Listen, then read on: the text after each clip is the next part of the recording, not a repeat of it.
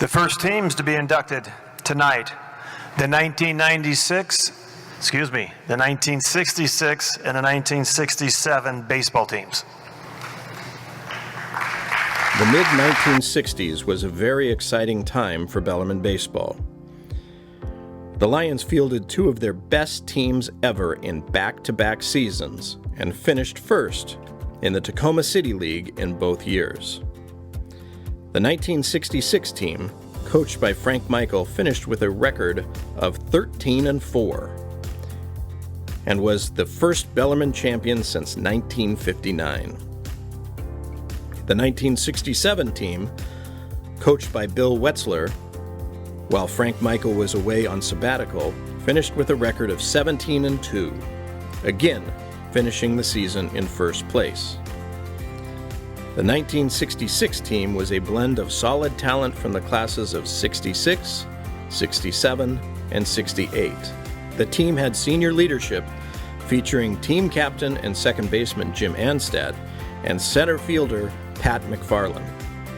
McFarland was a unanimous pick for all league, and Anstad was on the second team. They were supported by solid catcher Mike Liebert, reliable pitcher Dean Enell, and teammates Bill Holland and Ian Countryman. All would agree that the key to success for both the 66 and 67 teams was the dominant pitching and hitting of junior Craig Hilden. Craig was clearly the most dominant pitcher in the region and had pitched Bellarmine varsity baseball since his freshman year.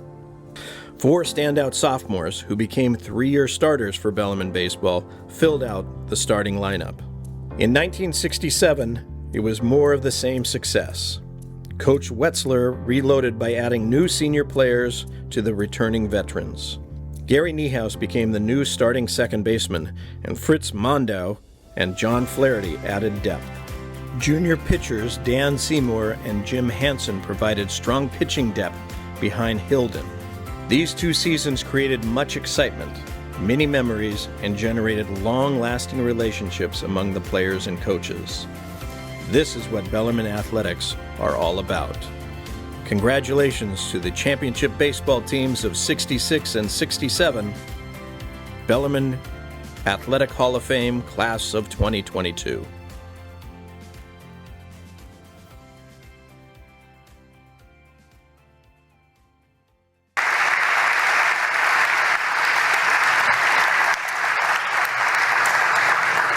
At this time, I'd like to invite all of the players here from both those teams to come forward and stand up before the stage to be recognized.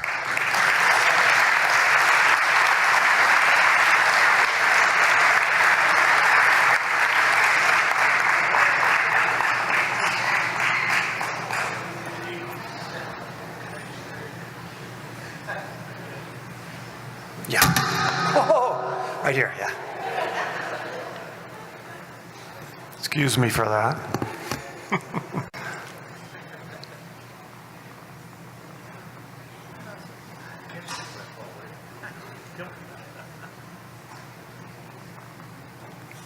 Where's Jim? These are all of Frank's kids. Speaking on behalf of the 66 team is Jim Anstad. Thank you. I'm not going to be as philosophical as all the other speakers tonight, but I agree with everything they said. On behalf of our entire team, I would like to thank the Bellarmine Boosters for recognizing the 1966 team and inducting us into the Hall of Fame. It is very much appreciated. I would also like to congratulate all the other individuals, the teams, and the coaches that are being honored tonight. Now a few words about our team. We were 13-4 overall, as you saw in the video. We were 7-1 in the City League, but we should have been 8-0, and I'm going to tell you why. Because there's a related story to this. In the game we lost to Lincoln, we were ahead 2-1 in the bottom of the 7th inning. Lincoln ended up loading the bases, but we had 2 out. The next batter hits a slow ground ball to me at second base. As I bend over to field the ball, the runner on first base runs into me, hits me in the head, turns me to my right. Well, as a result, I made a bad throw to first base at Darrell. 2 runners score. We lose the game 3-2. Well, here's the rest of the story. What I remember most about that day was seeing Coach Michael, well, besides me making the error that cost us the game, that is, was seeing Coach Michael flying out of the dugout. I mean, his hair was on fire. He made a beeline straight to the umpire in the field, and he lit him up, one side and down the other. I mean, he was livid, and rightfully so. And the reason is, when the runner ran into me, interference should have been called, and that runner out, ball game over. We already had 2 outs, and we should have won that game. But apparently, obviously, the umpires missed the interference call. So, at any rate, we should have won that game. But watching Coach Michael was an experience. As the video said, we had 3 pitchers that had outstanding seasons. Craig Hilden was 6-0 in the city and was phenomenal. Deanie Nell was 1-1 in the city league, but he should have been 2-0 because of that Lincoln game that we should have won. And Bill Holland was our steady relief pitcher. But we had a very good hitting team, and here's an example. We scored twice as many runs as our opponents, both overall and in the city league. After completing 7 of our 8 city league games, the Tacoma News-Tribune published the top 10 leading hitters in the league at that time.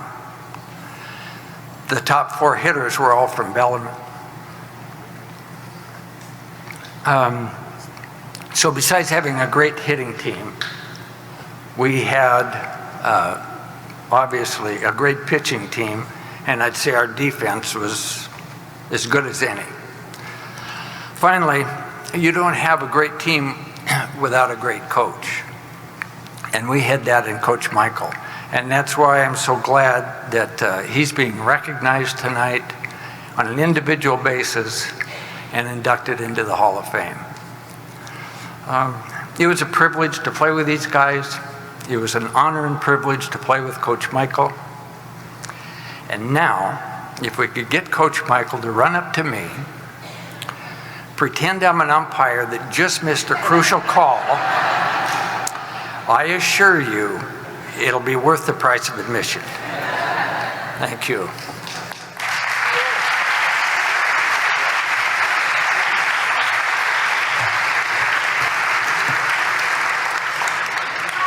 I guess I didn't have replay in '66, so.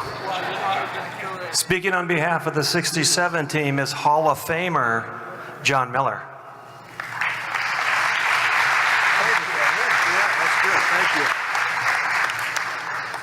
All right. Everybody has covered everything that I wanted to say. So I'm not going to say a lot around here, but there's a few things I want to talk about. First of all, it's an honor for all of us to be here. That's close. You know, there's a special group of guys. Coach Michael saw it,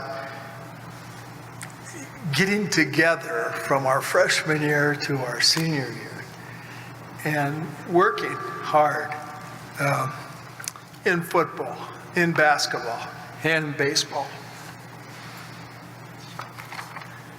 That's all I'm going to say. I am going to say that our coaches, we talked about Coach Michael, Coach Wetzler, who has passed away,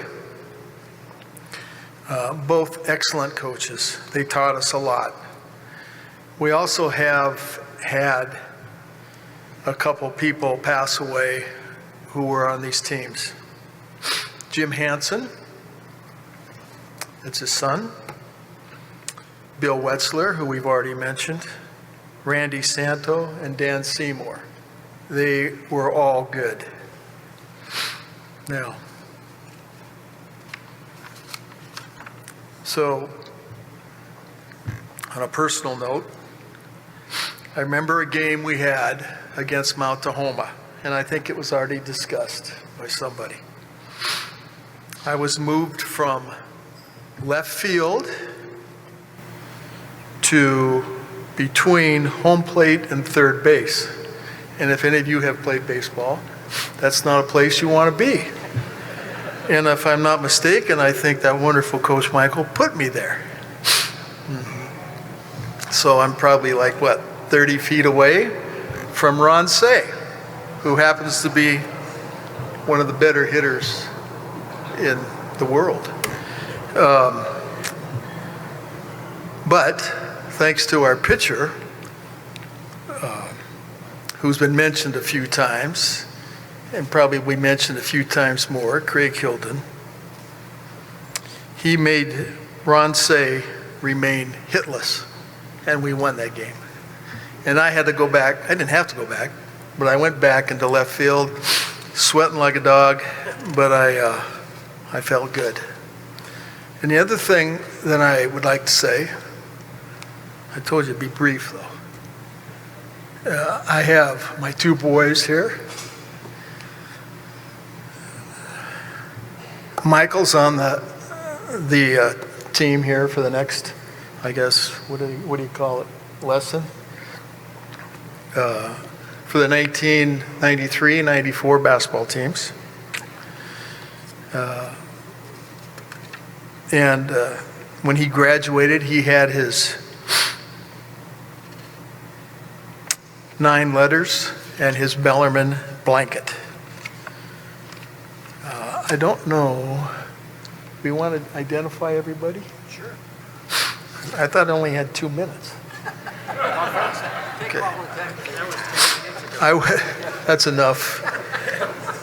You're not coaching anymore. Okay, so I'll go through the list of people who I believe are here from 1966 through 1968. Jimmy Anstead, you heard him. Pat McFarland, I don't think he's here, is he? Mike Liebert, he's here twice.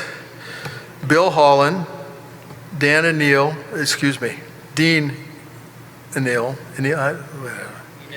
what? Enel, that was close enough. Ian Countryman. And I don't think there's anyone else from 66. 67, Craig Hilden. I'm here.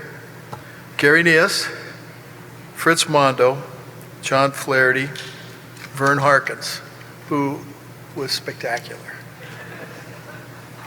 tonight.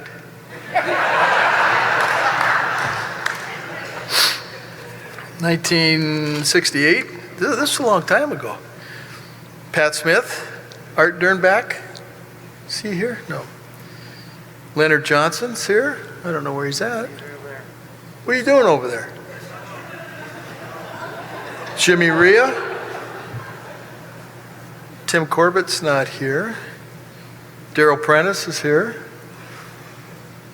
And like I said, Randy Santo, Dan Seymour were deceased. Larry Jamison for 69 is here. Where'd he go? Oh, there he is. Indy Crowley, our trainer. Bob Schwartz, is he here? Team manager. Coach Frank Michael and Bill Wetzler deceased. I think that's everybody here. Did I forget anybody? So this is a wonderful thing that Bellarmine does. It's fun, it's good, and it makes us think a little bit. I'm beyond that, but other guys think. So thank you.